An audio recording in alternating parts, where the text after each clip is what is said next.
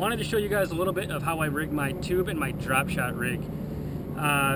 First of all, I throw a 7-foot even, medium heavy action with a very quick tip, skeet reese combo, the Wright & Miguel rod.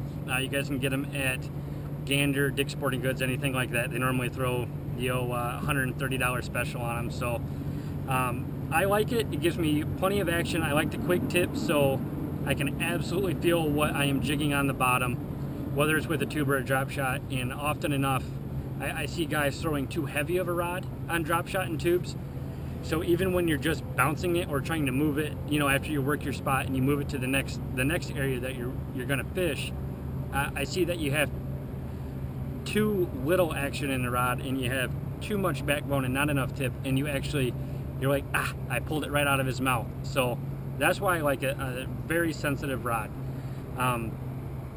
The other thing that I do is I throw 8-pound braid, very small diameter. I use Fireline on this rod, and then I go to Seaguar and Vizix fluorocarbon leader. I normally make my leader the same length as my rod.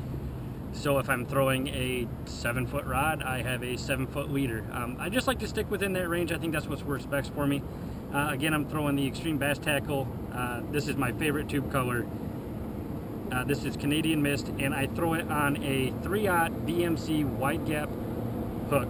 I throw 1/8 ounce and 3/16. If I am fishing in 12-foot or lesser water and the waves are as calm as you can see today, I'm going to throw 1/8 ounce. If I am fishing in anything deeper than 12 foot and the wind has kicked up, I'm throwing to 3/16. There's nothing worse than not being able to tell when you're hitting bottom, simply because the waves are putting so much action in the lure. So the same thing on my drop shot setup, same rod, skeet reese, Wright & Miguel rod, 7-foot.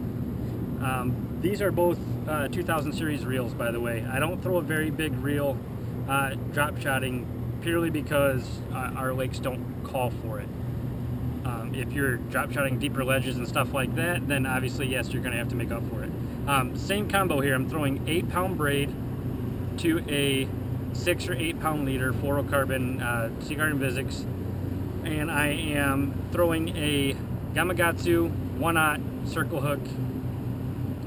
Meanest hooks out there. Everybody seems to have a hard time with hook ratios with drop shot because your ideal placement for the hook is in the corner of the mouth. Well, that's ideal.